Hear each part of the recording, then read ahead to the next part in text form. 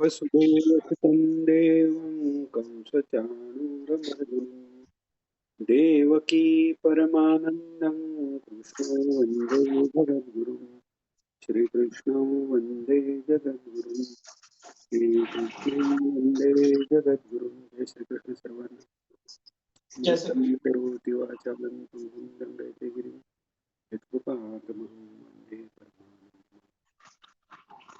काल आपण 10वा अध्याय विभूती योगच्या सर्व ओव्या पाहून झाल्या होत्या. तरीही बऱ्याच वेळा याच्या अर्थ पाहताना एक ओवी आपण बऱ्याच वेळा रेफरन्ससाठी घेतली होती. जे जे भेटी जे भूत ते ते मानी जे भगवंत.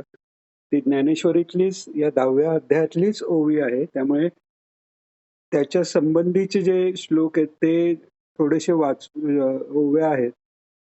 त्या मला वाटतं थोडं वाचलं तर आपल्याला तो विषय कळायलाही बरं पडेल आणि ज्ञानेश्वर माऊलींची जी मेघावी वाणी जी आहे त्या वाणीचाही आपल्याला थोडासा लाभ घेता येईल. तर हे जे जे जे भेटी जे भूत ते ते मानी जे भगवंत ही जो ओवी आहे ती 10व्या अध्यायातला श्लोक 8वा जो अहं सर्वस्य प्रभो मत्तः सर्वं प्रवर्तते इति मत्वा भजन्ते मां बुधा भावसमन्विताः. याचा अर्थ आपण आधी बघितलाच आहे की मी सगळ्यांना निर्माण करणारा मीच आहे आणि सगळी जगताची स्थिती नाश कर्म फळ भोग त्याची प्रवृत्ती हे माझ्यातनच होते म्हणून ज्ञानी पुरुष जे आहेत ते माझं भजन करत श्रद्धेने माझं भजन करतात. आता याचा अर्थ करताना जे माऊलींनी ओव्या दिलेल्या आहेत त्या आपण पाहू. सगळ्याचाच पुन्हा त्याच्यातला अर्थ करत आपण बसणार नाही आहोत पण या श्लोकाच्या चा अर्थ करतानाही जे जे भेटी जे भूत ते ते मानी जे भगवंत ही ओवी आलेली असल्यामुळे आणि त्यात पूर्ण दशमस 10व्या अध्यायाचं पूर्ण सार आलेलं आहे की विभूती योग का आहे सांगितलंय की आधी ठराविक ठराविक विभूती तेवढी श्रद्धा झाली असं करत करत पूर्ण मग सर्वच्या हृदयस्थित परमेश्वर आहे. सर्वस्वच्या अहम हृदय सन्निविष्टो जे भगवंतांनी सांगितले. त्यामुळे सगळीकडेच सगळ्यांनाच भगवंत मानणं हा त्याचा परिपाक आहे. तर आता आपण फक्त त्याच्या सगळ्या ओव्या फक्त माऊलींनी सांगितलेल्या वाचू आणि मग 11व्या अध्यायाला आपण सुरुवात करू. आणि अर्थातच कोणाला याबद्दल काही विचारायचं असेल सांगायचं असेल ते त्याचा विचार करून मग 11व्या अध्यायाला आपण सुरुवात करू. तर आता ज्ञानेश्वर माऊली म्हणतायत तरी मीच एक सर्वा या जगा जन्म पांडवा आणि मजपासून आघवा निर्वाह यांचा. हे तसे सोपे आहेत श्लोक कळायला. त्यामुळे जर काही त्यात अगदी नाहीच कळलं तर मध्ये किंवा वाचून झाल्यावर विचारू शकता. 10 श्लोकच आपलं ओव्याचा पण घेतोय. कल्लोळ माळा अनेगा जन्म जळची पैगा आणि त्या जळची आश्रय तरंगा जीवनही जळ ऐसे आघवांची ठाई तया जळची जेवी पाही तैसा मी वाचुनी नाही विश्वी ये ऐशा व्यापका माते मानुनी जे भजती भलते थे परी साचोकारे उदिते प्रेम भावे देशकाळ वर्तमान आघवे मजसी करून अभिन्न जैसे वायू होऊनी गगन गगनीच विचरे. हे खूप छान सांगितलेलं आहे. म्हणजे भक्त जो असतो भक्ताला म्हणजे परमात्मा स्वरूप जे परमेश्वर आपण म्हणतो भगवान श्रीकृष्ण हे सर्वव्यापी आहेत. पण भक्ताला पूर्ण तद्रूप व्हायचं नाहीये कारण त्याला त्याचा आनंद घ्यायचा आहे. ईश्वराचा आनंद ते दोन वेगळे नोशनल ते द्वैत थोडंसं शिल्लक का ठेवतात नाहीतर तो आनंद घेता येणार नाही. आणि भगवंताचंही तसंच आहे. आपण मागेही पाहिलं की ते अर्जुनाला खेळ दिलं, त्याने मिठी मारली, पण लगेच त्यांनी आवर्त घेतलं. कारण अर्जुन भगवंताच्या स्पर्शाने तो त्या सच्चिदानंद रूपापर्यंत तात्काळ पोचला असता. मग मी एक संवाद कोणाशी करू असं भगवंतांनाही वाटतंय. तर त्या प्रेमाकरता म्हणून त्यांनी काय उदाहरण दिलंय की वायू होऊन गगनात पाहिजे तसा विचार करतो. म्हणजे तसं म्हटलं तर जसं गगन व्यापक आहे तसा वायू हा पण त्या गगनात पसरून कुठेही ये जा करू शकतो. आणि तो गगनरूप म्हणजे गगन वेगळा आणि त्यातला हा वायू वेगळा आपल्याला दाखवता येत नाही, तसा तो भक्त राहतो असं म्हटलंय. ऐसे निजे निज ज्ञानी खेळत सुखे त्रिभुवनी जगदरूपामनी साठवणी माते. आणि आता हा श्लोक येतोय. ही ओवी येते. जे जे भेटे भूत जे जे काही प्रतीमध्ये भेटी जे भूत आहे, काही ह्याच्यात भेटे भूत आलंय. जे जे भेटी जे भूत ते ते मानी जे भगवंत हा भक्ती योग निश्चित जाण माझा. म्हणजे भक्ती योगच हा आहे. आपण कितीही लोक म्हटलं मी देवाची भक्ती खूप करतो, ईश्वरावर श्रद्धा आहे, तर खरंच आहे की नाही ते त्याचं वागणं इतर लोकांशी आणि विशेषतः ज्यांच्या वाचून त्याचं आडलेलं नाहीये त्यांच्याशी आणि त्याच्याहून विशेषतः त्याचं जे वाईट करतायत त्यांच्याशीही तो त्याच समवृत्तीने वागत असेल तर त्याला भक्तीचा लाभ झाला असं म्हणायला हरकत नाही. चित्ते मीची जाहले मियेची प्राणे झाले मग जीवो मरो विसरले बोधाची आभुली. म्हणजे चित्त हे मीच झालेलं आहे त्यांचं. प्राणही मीच झालेले आहेत. मग जीवो मरो विसरले. मरणं म्हणजे तो शरीर सोडून जीवात्मा बाहेर गेला तर मरण म्हणणार ना. हा ईश्वर तत्वाशी एकरूप झाल्यामुळे मरण असं काही व्हायचीच गरज नाहीये तिकडे. होतच नाही कारण विश्वरूप तो परमात्म्याशी एकरूप झालाय. मग त्या बोधाचे नि माझे नाचती सुखसंवाद नाचती संवाद सुखाची भोजे आता एकमेका घेपे दिजे बोधची वरी. म्हणजे एकमेका म्हटलेलं आहे इथे. म्हणजे भक्त त्या सच्चिदानंदाचा म्हणजे ईश्वराच्या कृपेचा आणि ईश्वराचा आनंद घेतोय आणि ईश्वर भक्ताचा घेतोय. कारण ईश्वरासाठी तो भक्त हा ईश्वर आहे आणि या भक्तासाठी ईश्वर म्हणजे एकमेकांचे ते भक्तच होत आहेत. आणि तो सच्चिदानंदचा पुनःप्रत्ययाचा आनंद समोर आपल्या सर्व बाजूनीच घेत आहेत म्हणा. असा त्याचा अर्थ आहे.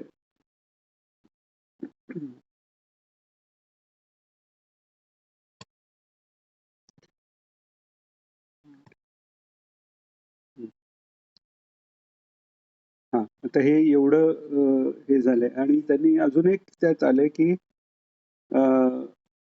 म्हणजे जरी सोन्याचा अलंकार आहे किंवा एखाद्या सोन्यावर काळं काहीतरी रंग मारलेला आहे तर तो अलंकार जरा चांगला वाटला. काळं मारलेलं पण तो अलंकारही सोन्याचा आहे माहिती नाही तर तो चांगला वाटेल किंवा काळं माखलं असेल तर ते चांगलं नाही वाटणार. पण ते आतून 100 नंबरी 24 कॅरेट सोनं हे कळल्यावर ते दोन्ही अतिशय चांगलं वाटायला लागेल आणि इक्वलच चांगलं वाटेल. पण तरीही इक्वलच चांगलं वाटलं तरी अलंकार ह्या दृष्टीने त्याचं जे महत्व आहे त्याचा आनंद वेगळा आहे. त्यामुळे ते सगुण ब्रह्म जे आहे त्याचा जो आनंद आहे तो सगळ्यात विशेष असा आहे तो त्या भक्ताला मिळतो असं सांगितलं. आता आपण आपल्या गीतेकडे पुन्हा येऊया ज्ञानेश्वरीवरून. आणि 11व्याला सुरुवात करण्याच्या आधी कोणाला काही विचारायचं किंवा सांगायचं यात काही शंका किंवा काही शेअर करण्यासारखं?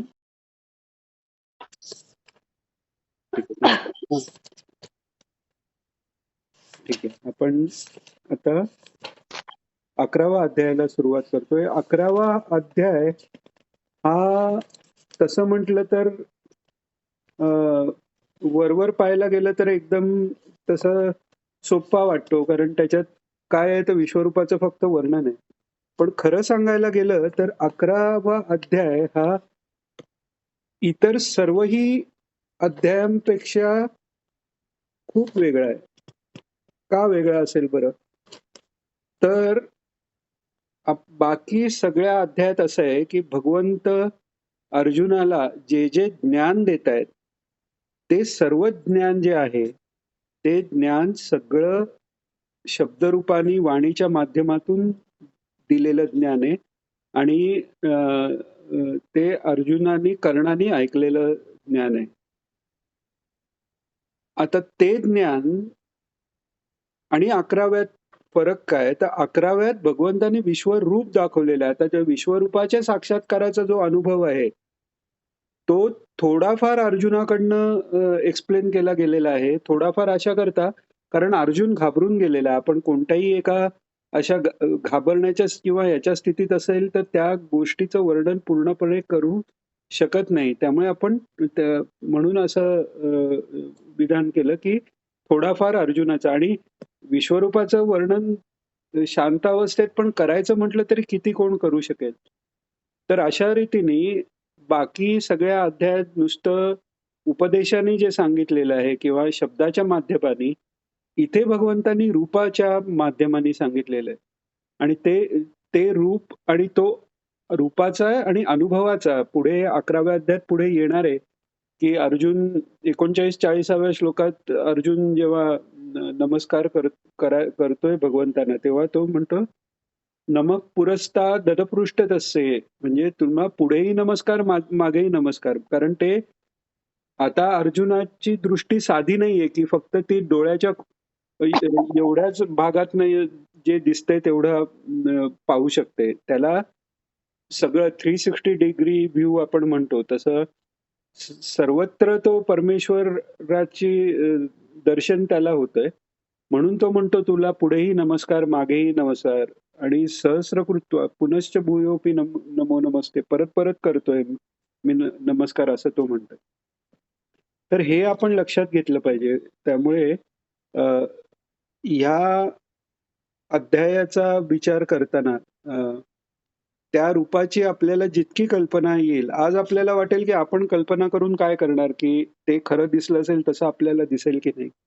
पण भगवंताचा दयाळूपणा इतकंच आहे. आपण जितके कोणत्याही रूपाने त्याची आता श्रीकृष्ण भगवंतांची वेगवेगळी चित्र आहेत. कोणाला एक प्रकारचं आवडतंय कोणाला दुसऱ्या प्रकारचं आवडतंय पण कोणतंही चित्र असलं तरी ते श्रीकृष्ण भगवान आहेत म्हणून त्याच्याबद्दल जेव्हा प्रेम वाटतंय तेव्हा ते भगवंताला पोचतं आणि भगवंतालाच प्रार्थना करायची की खरं जसं रूप आहे तसं आम्हाला दाखव. तसं या अध्यायाचा अभ्यास करताना सर्वच अध्यायाचा अभ्यास करताना ईश्वराचं श्रीकृष्ण समोर पाहून जर केलं तर त्याच्यात अधिक लाभ आहेच. पण विशेषतः या अध्यायाच्या वेळी ते जितकं शक्य असेल आपल्या जेवढी बुद्धी ईश्वराने दिली आहे स्वल्प त्या स्वल्प बुद्धी जितकं शक्य असेल त्या बुद्धीला जितकं एक्सटेंड करून त्या रूपाची कल्पना करता येईल तेवढं त्याचा जो शब्दात न सांगितलेला अर्थ जो अनुभवलाय अर्जुनाने त्याचा एक किंचित तरी त्या दृष्टीने आपली एक पाऊल पुढे जाऊ शकेल. तर आता आपण सुरुवात करूया. आता 11दशोऽध्यायः. अर्जुन उवाच म्हणून ना दादा हो म्हणा ताई बरं पडेल मला. कोणी दुसरं नाहीये का म्हणजे म्हणायचं असेल कोणाला इतर तर नाही म्हणा तुम्ही सांगितलं असतं ना कोणी. अर्जुन उवाच मदनुग्रहाय परमं गुह्यमध्यात्मसंज्ञितं यत्त्वयोक्तं वचस्तेन मोहोऽयं विगतो मम. वा. आता अर्जुन म्हणतोय मदनुग्रहाय माझ्यावर अनुग्रह करण्यासाठी जे तुम्ही अत्यंत गुप्त असा अध्यात्म ज्ञान अध्यात्माच्या संबंधी उपदेश मला केलेला आहे त्यांनी माझं हे अज्ञान नाहीसं झालंय अर्जुन म्हणतो. आता खरं तर अर्जुनाचा मोह गेलेला आहे. पूर्ण अज्ञान नाहीसं झालं केव्हा म्हणायचं जेव्हा त्या सच्चिदानंद रूपाचा साक्षात अनुभव आल्यावर. पण तरीही परोक्ष ज्ञान झालं त्यांनी शब्दशः तरी अज्ञान त्याचं नाहीसं झालंय. त्याचा विवेक पक्का आता झालेला आहे आणि त्याला ती उत्कंठा लागलेली आहे आता की अ, हे जे सर्वव्यापी म्हणतायत ते रूप कसं असेल अशी ती उत्कंठा त्याला आता लागलेली आहे. तर दुसरा श्लोक घेऊया आपण. हा सॉरी तो भवाप्यय हा उपदेश केला त्यांनी अज्ञान गेलं हे तर झालं. मोहोयम विगता मम म्हटलंय. आता हे अर्थ करताना यांनी अज्ञान नाहीसे झाले म्हटलंय पण इथे श्लोक तर बरोबर तेच सांगते. तुम्ही यत्वयोक्तम वचस्ते ना जे जे तुम्ही बोललेला आहात त्यांनी मोहोयम विगतो मम म्हणजे अर्जुनाचा मोह नुसता दूर झालेला आहे आता. त्याचा पूर्ण आनंद किंवा पूर्ण ज्ञान त्याचं श्रीकृष्ण भगवंताच्या निर्याणानंतर अर्जुन जेव्हा उरलेल्या यादवांना घेऊन हस्तिनापुरात येत होता आणि भिल्लाच्या हस्ते त्याचा पराभव झाल्यावर त्याला लक्षात आलंय की जो काही म्हणजे एवढा मोठा धनुर्धर आणि साधारण भिल्लाकडनं तो हरतो तेव्हा त्याला लक्षात येतंय माझा पराक्रम माझी विद्या माझं ज्ञान हे सगळं ते परमेश्वराचंच आहे आणि परमेश्वर भगवान जेव्हा आता अंतर्धान पावलेत त्यामुळे त्यांनी त्यांच्याबरोबर सगळं घेऊन गेलंय आणि त्या सगुण रूपाची आठवण आल्यावर त्याला भयंकर दुःख झालेलं आहे. त्या दुःखाने प्रारब्ध दोन प्रकारे नाहीसं होतं. एक तर प्रारब्ध घालवण्यासाठी प्रायश्चित्त कर्म नामस्मरण आदी किंवा त्याचा भोग करून. तसं आता त्याला भयंकर दुःख होऊन उरलेलं प्रारब्ध त्याचं गेलं, संपलं आणि तो आत्मज्ञानाचा प्रकाश त्याच्या चित्तात उत्पन्न झालाय.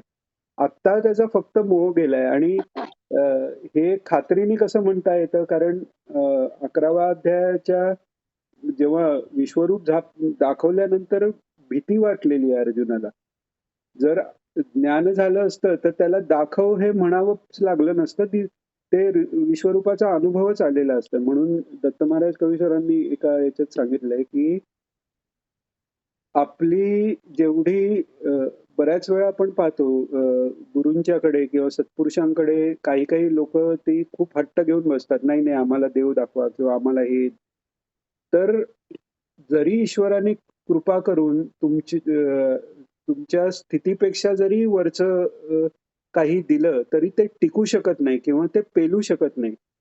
त्यामुळे त्याची जेव्हा वेळ येईल तेव्हा ते आपोआप प्रकट होतं. हे अर्जुनाच्या उदाहरणावरनं आपल्याला कळतं की त्याला हे विश्वरूप नंतर पेललं नाहीये पण नंतर श्रीकृष्णांच्या निर्याणानंतर तेव्हा त्याला कोणी सांगायला आलेलं नाहीये पण ते गीताज्ञान प्रकट त्याच्या चित्तात होऊन त्याला त्या सच्चिदानंदाचा आणि श्रीकृष्ण भगवंतांचा अनुभव पूर्ण आलेला. तर आता दुसरा श्लोक घेऊया आपण. भवाप्ययो विषीभूतानां श्रुतौ विस्तरशो मया त्वत्तः कमलपत्राक्ष माहात्म्यमपि चाव्ययम्. आता अर्जुन कृष्णाला जे संबोधन करतोय त्याच्यातनच त्याला वाटणारं प्रेम दिसायला लागतं. आपण जेव्हा भक्ती निर्माण होते तेव्हा ईश्वराच्या सौंदर्याकडे लक्ष जाते. नाहीतर मित्राला मित्र हाक मारताना त्याच्या सुंदरपणाबद्दल किंवा असं म्हणत नाही. पण आता तो भक्त झालेला आहे आणि त्या प्रेमाने भगवंताचं सगळंच मधुराधिपते अखिरम मधुरम आहेच ते त्याला दिसायला लागलेलं आहे आणि भगवंताचे डोळे तर मोहक आहेतच. तर म्हणून तो आता कमलपत्राक्ष म्हणतोय म्हणजे मोठे कमलपत्रासारखी मोठी त्यांची बुबुळं दिसत आहेत आणि कमल नयन म्हणजे कमल नवमललेल्या कमलासारख्या आकाराचे नयन त्याला कमल नयन म्हणतात. इथे कमलपत्राक्ष हे त्यांच्या बुबुळांबद्दल बोललेलं आहे की कमळाची पानं ही काळसर असतात पूर्ण काळी नसतात. तसेच हे भगवंताचे त्यांना ते कमळाच्या पानासारखी मोठी हे वाटलेली आहेत त्याला तिथे. आणि हे काय म्हणतात आता की भवाप्ययो म्हणजे भव आणि आप्ययो म्हणजे भव म्हणजे उत्पन्न होणं आणि आप्यय म्हणजे त्याचा निराश होणं म्हणजे सर्ग आणि विसर्ग म्हणजे सृष्टीची निर्मिती आणि पुन्हा प्रलय. हे तुम्ही मला विस्ताराने सांगितलं म्हणाले म्हणजे हे मी आपल्याकडून विस्ताराने श्रुतौ विस्तरशोमया म्हणजे तुमच्याकडनं मी विस्ताराने ऐकलंय. आणि तसंच तुझ्या कमलपत्राक्षाच्या महात्म्या अव्यय रूपाच्या महात्म्याबद्दलही ऐकलंय. म्हणजे आता तो अर्जुनाची अपेक्षा असं आहे की एवढ्या छोट्या ह्याच्यात असलेलं, छोट्या आकारात असलेलं ईश्वराचं रूप इतकं सुंदर आणि मोहक आहे. म्हणजे विश्वरूप त्याला सगळा आनंदी आनंद अशा प्रकारे त्याला वाटलेलं आहे आणि तसं आहे ऍक्च्युली. फक्त इथे काय झालंय, त्या विश्वरूपाचं आत्ताचं जे कार्य आहे, विश्वरूप अर्जुनाशिवाय ज्यांना ज्यांना दिसलं त्यांना त्याचा भयंकर, कारण विश्वरूप बघू तेवढं कमी आहे. आपण एखादा माणूस समोरून दिसला तर आपण त्याला म्हणतो अरे हा मला हा माणूस दिसला, पण त्याची पाठ आपल्याला दिसलेली नसते. किंवा लहानपणी दिसलेला मोठ्यापणी वेगळा असतो. तसं विश्वरूपचं जे अव्यक्त रूप आहे ते अखंड आहे, पण व्यक्त रूपात त्याच्या लीलेमुळे त्याच्यात बदल आहेत. म्हणजे त्याला नियर फ्युचर म्हणजे थोड्या वेळाने काय होणार आहे हे भगवंतानी सांगितले. त्यामुळे ते तोंडात सगळे सैन्य त्याच्या जाते वगैरे असं भयंकर रूप दिसलेलं आहे. पण हे आधी अर्जुनाला माहिती नाहीये. त्याला वाटतं की आपल्याला असंच काही मनमोहक पाहायला मिळेल, म्हणून तो कमलपत्राक्ष महात्म्यपी चाव्यव अव्यय म्हणजे अव्ययी अविनाशी तुझ्या रूपाचाही प्रभाव मी ऐकलाय म्हणतात. आता तिसरा ह्यात आता तो विनंती करणार आहे. एवमेतद्यथार्थत्वम् आत्मानं परमेश्वर द्रष्टुमिच्छामि ते रूपम् ऐश्वर्यं पुरुषोत्तम. आता तो म्हणतोय की द्रष्टुमिच्छामि म्हणजे मला पाहायची इच्छा आहे. काय तर एवमेतद यथा आथ म्हणजे जसं तुम्ही सांगितलेलं सांगत आहात ते जे रूप आहे परमेश्वरा, आता तो डायरेक्ट परमेश्वर म्हणतोय भगवंताला. म्हणजे कमलपत्राक्ष तुम्ही आहात आणि मग तुमचं आता परमेश्वराचं रूप जे आहे ते मला पाहायचंय. तर तुम्ही जे स्वतःबद्दल त्वम आत्मान म्हणजे स्वतःबद्दल जे तुम्ही सांगितलं आहे ते सगळं जसं म्हणजे ते तसंच आहे. म्हणजे पूर्वी एक श्लोक आपल्याला आठवत असेल तर अर्जुन म्हणाला तुम्ही जे सांगताय ते मी खरं मानतो. आता तो मानतो म्हणत नाही, तुम्ही जे सांगतायत ते सगळं खरंच आहे, तसंच आहे. तर हे परमेश्वरा आपलं ज्ञान ऐश्वर्य शक्ती बल वीर्य आणि तेज असं असलेलं हे ईश्वर रूप जे आहे, ऐश्वर्य ईश्वर म्हणजे षड ऐश्वर्यवान जो असतो त्याला ईश्वर म्हणतात. मुसलमानांमध्ये अल्लाह म्हणतात, त्याचाही अर्थ ऐश्वर्यवान असा आहे. तर असा ऐश्वर्य कोणतं, तर ही 6 ऐश्वर्य आहेत. कोणती, तर ज्ञान, सर्वज्ञानी भगवंत आहे, सर्वैश्वर्यवान आहे, सर्व शक्ती आहे, सर्वात बलवान आहे, सर्वात वीर्यवान आणि म्हणजे सर्व तेजही त्याचंच आहे. असा तो षड ऐश्वर्य पूर्ण तू आहेस परमेश्वरा, ते मला पाहायचंय म्हणाले. ते मला प्रत्यक्ष पाहण्याची माझी इच्छा आहे म्हणाले. आता 4था श्लोक. मन्यसे यदि तच्छक्यं मया द्रष्टुमिति प्रभो योगेश्वरो ततो मे त्वं दर्शयात्मानमव्ययम्. आता एक इथे झालेलं आहे. आपण भक्तीचा राजगुह्य योगामध्येही पाहिलं, वेगवेगळ्या अध्यायात पाहिलं, 12व्यातही पाहणार आहोत. अर्थात भक्तीचं विस्तृत वर्णन हे कळण्यासाठी ज्ञानेश्वरी वाचणं आवश्यक आहे. किंवा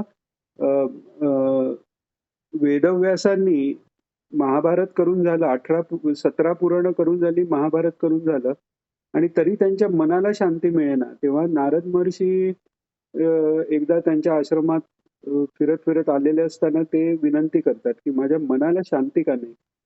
म्हणजे समाधी लावून बसले की ते सच्चिदानंद रूपात निमग्न आहेत. समाधी उतरल्यानंतर कृतकृत्य अवस्था नाहीये, काहीतरी अजून राहिलंय, ही भावना त्यांच्या मनात येत राहते. तर नारद म्हणतात की तुम्ही महाभारतात धर्म, अर्थ, काम, मोक्ष यांच्याबद्दल बरंच सांगितलं.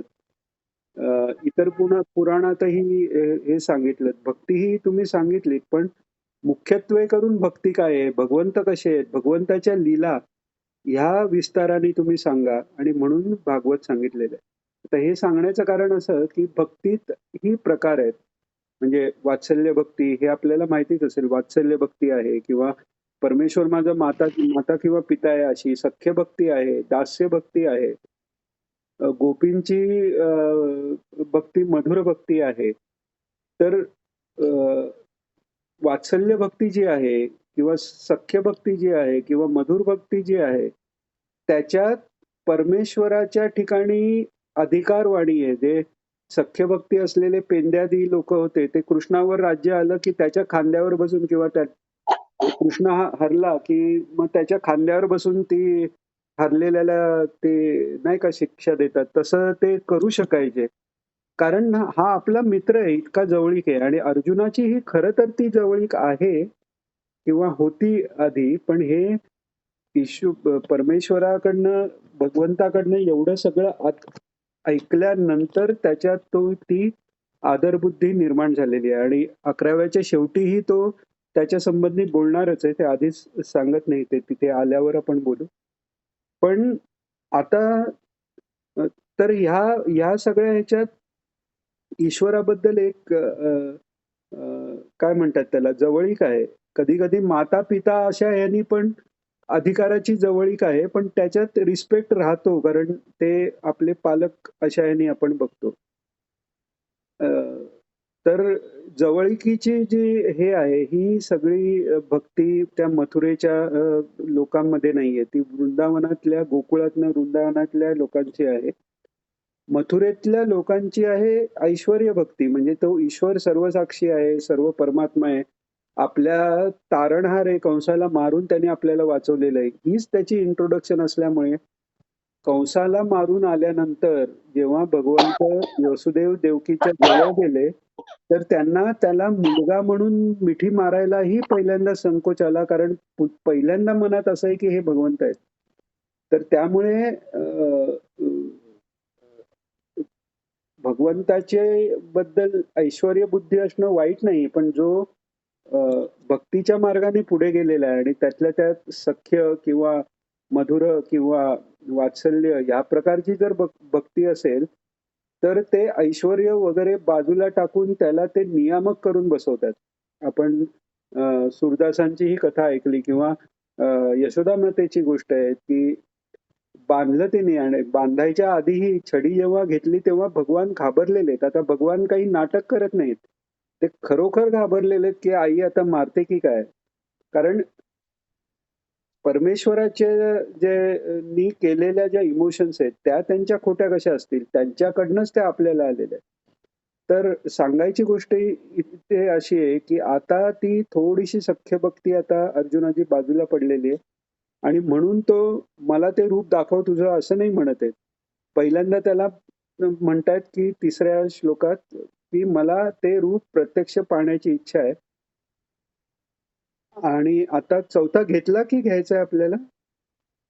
4था घेतला दादा आता. तर आता ते म्हणतात मन्यसे यदि तच्छक्य, म्हणजे तुम्हाला जर शक्य वाटत असेल तर मला ते रूप बघायचंय, तर ते मला दाखवा, असं तो म्हणतो. म्हणजे असा थोडासा संकोच घेऊन तो विचारतोय. आता परमेश्वराला अशक्य काय आहे? परमेश्वराला काहीच अशक्य नाही. आणि इथे जे भक्त वत्सलता आहे, जर सगळ्याच काही जे मीमांसक आहेत किंवा कार्यकारण भावाने जाणारे सांख्य पण आहेत, त्यांच्यातले निरीश्वरवादी किंवा जे ईश्वरवादी असले तरी कर्माला मोठं मानतात मीमांसक, त्यांचं हे काय देव देव किंवा ते असं भक्ती स्तुती हे करत कशाला बघायचं, कर्म करायची आणि त्याचं फळ आपण मिळवायचं.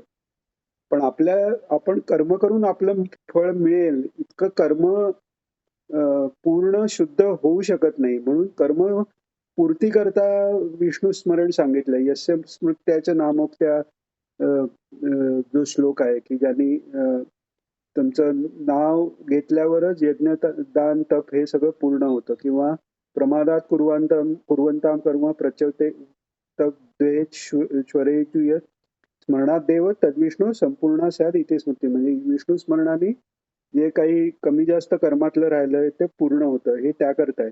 तर सांगायची गोष्ट अशी की आपल्या प्रयत्नाने मिळणारं असं काहीच नाहीये. आणि इथे त्या अर्जुनाची अजून ती योग्यता झालेली नाहीये.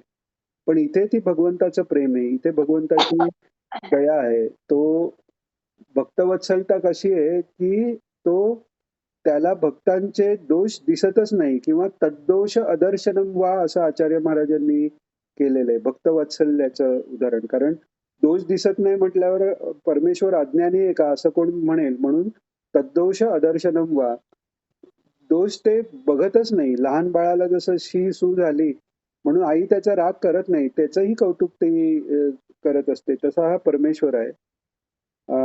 त्यामुळे जरी अर्जुनाला मागताना संकोच असला तरी भगवान तिथल्या तिथे बघ बघ बघ म्हणायला लागलेत 5व्या श्लोकात. तर 5वा श्लोक घेऊ आपण. श्री भगवान उवाच पश्य मे पार्थरूपाणि शतशोऽथ सहस्रशः नानाविधानि दिव्यानि नानावर्णाकृतीनि च. अर्जुनांनी विनंती केल्या केल्या परमेश्वरांनी ते विश्वरूप प्रकट केलेलं आहे. म्हणजे आता एखादी गोष्ट दिसताना कोणत्या गोष्टी लागतात. तर एक तर ती वस्तू प्रकाशित व्हायला लागते. ती वस्तू प्रकाशित झाली तरी दृष्टीत काही दोष नसायला लागतो. तर इथे भगवंतांनी ती वस्तू प्रकाशित केली आणि म्हणाले पश्चिमे पार्थ रूपाणी, हे बघ पार्था हे पहा. आता इथे सलगीने ते पार्था म्हणजे भाऊ आहे म्हणून तो पृथूचा मुलगा अशाने ते म्हणताय.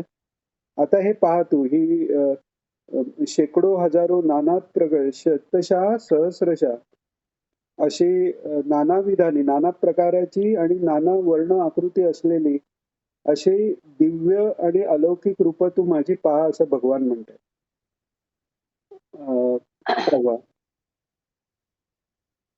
पुढचा घेऊ. हो, 6वा. पश्यादित्यान् वसून् रुद्रान् अश्विनौ मरुतस्तथा बहुन्यदृष्टपूर्वाणि पश्याश्चर्याणि भारत. आता जे दिसतंय त्याच्यात कदाचित अर्जुनाला संशय उत्पन्न होईल की हे वेगवेगळे सगळे दिसत आहेत. मग जे विश्वरूप दाखवणार म्हटलं तर ते कुठे? तर हे सगळे आदित्य वगैरे हे जे सगळे दिसत आहेत किंवा हे आदित्य वसू अर्जुन जरी पूर्वी स्वर्गात जाऊन आला असला तरी त्यांनी सगळ्यांनाच यातल्या पाहिलं असेल नाही. अशा दृष्टीने हे आदित्य पहा, वसू पहा, रुद्र पहा, अश्विन, मरुत सगळे हे पहा म्हणून सांगतात. म्हणजे थोडक्यात ह्या डायमेन्शन मधून दुसऱ्या डायमेन्शन जे काही दिसत नाही ते पण अर्जुनाला व्हिजिबल करून दिलंय, दृश्यात आणलेलं आहे. की जे अदरवाईज ते सगळे लोक आहेतच, जे आपण गंधर्व लोक म्हणतो, ढगात असतो म्हणतात, आपल्याला दिसणार नाही पण ते आहेतच. तर ते त्यांनी दृश्य केलेले आहेत. आता काही गोष्टी लपून असतात, पॅरलल युनिव्हर्स आपण म्हणतो, एकाच ठिकाणी असंख्य युनिव्हर्सही असू शकतात. तर ते आता प्रकट केलेले आहे आणि भगवान सांगतायत की बघ बघ अर्जुना, हे आदित्य सगळे आलेले आहेत, वसू आहेत, रुद्र आहेत, सगळे अश्विनी कुमार आहेत, मरुद्गण आहेत. मरुत म्हणजे 49 मरुद्गणाबद्दल ते म्हणतायत. बहुनी अदृष्ट पूर्वाने, पूर्वी कधीही तू न पाहिलेले असे ते बघ. आणि ही आश्चर्यकारक अशी इंटरेस्टिंग अशी सगळी रूप तू पहा असं भगवान म्हणतायत.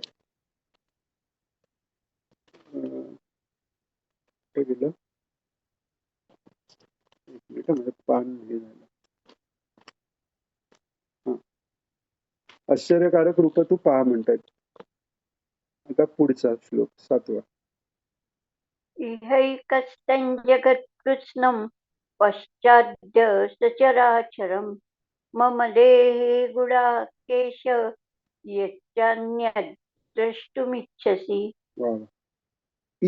इहैकस्थ म्हणजे इह एकस्थम इहैकस्थम जगत्कृष्ण म्हणजे या एका या इहै म्हणजे इथे म्हणजे या शरीरात एकस्थ म्हणजे सगळं एकाच ठिकाणी असलेलं चराचराचं सगळं पूर्ण जगतही तू पहा. म्हणजे सगळे देवता तू पाहाच, पण हे जगही त्यात पहा आणि जे जे तुला काय पाहायचंय ते पहा. म्हणजे यातनंच याच श्लोकातनं कळतं की जितकं पाहशील तितकं कमीच आहे, कारण विश्वरूप आहे ते. त्यामुळे तुला जे जे पाहायचंय ते पहा. तर आता अर्जुनाच्या समोर असलेलं जे आता होणारे जो नाश तोच त्याला समोर आधी दिसलेला आहे. त्यामुळे तो पुढे घाबरलाय वगैरे हे पुढे आलेलं आहे. पण आता इथे पण तो गुडाकेशम अर्जुनाला म्हणतोय, कारण त्याची जेवढी भक्ती आहे त्यांनी तो प्रसन्न होऊन मी तुला हे दाखवतोय हे झालं. पण हे पहा म्हटलं, जे काय पाहायचंय ते पहा म्हटलं, पण अर्जुनाचं आता ह्यात गीतेत ते आलेलं नाही. पण ज्ञानेश्वर महाराज म्हणतात की अर्जुनाचं हे पाहून भगवंताला लक्षात आलंय की अजूनही तो पाहू शकत नाही, कारण एक पाहण्यातला अडथळा जे अप्रकट ज्या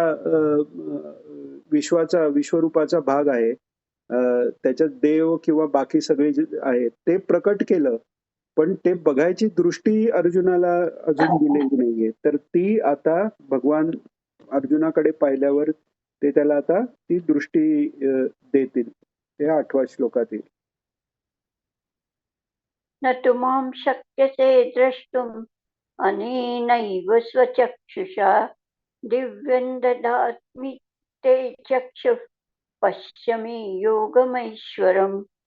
आता सद्गुरूंची हीच म्हणजे हेच प्रेम आहे की शिष्याला काय करायचं पण सांगतायत, बरोबर घेऊन जातायत. सारथी झाले भगवान. म्हणजे मार्ग नुसता दाखवतच नाही, मार्गावर घेऊन चालले. सारथी होण्याचा अर्थ आहे की त्याचा जीवनाचा मार्ग वर त्याला घेऊन जाण्याची जबाबदारी भगवंतांनी घेतलेली आहे. आणि त्या सच्चिदानंदाचा अनुभव येण्यासाठी जे जे लागतंय ते भगवान देत आहेत. त्याची आता लायकी नसतानाही, म्हणजे लायकी नसताना हा शब्द चुकीचा झाला, पण तेवढ्या इथपर्यंत तो आलेला नसतानाही ती दिव्य दृष्टीही ते त्याला देत आहेत. त्यामुळे ते म्हणतायत की तुला ह्या चक्षुंनी, तुझ्या चक्षुंनी मला पाहता येणं नाहीच आहे, तर दिव्यम चक्षु पश्यमे योगेश्वरम, म्हणजे मी तुला दिव्य चक्षु देतो, त्यांनी तू मला पहा, असं भगवंत म्हणतात. प्रार्थना घेऊया. योगेशं सच्चिदानन्दं वासुदेवं व्रजप्रियं धर्मसंस्थापकं वीरं कृष्णं वन्दे जगद्गुरुं. श्रीकृष्णं वन्दे जगद्गुरुं. श्रीकृष्णं वन्दे जगद्गुरुं. जय श्रीकृष्ण सर्वांना.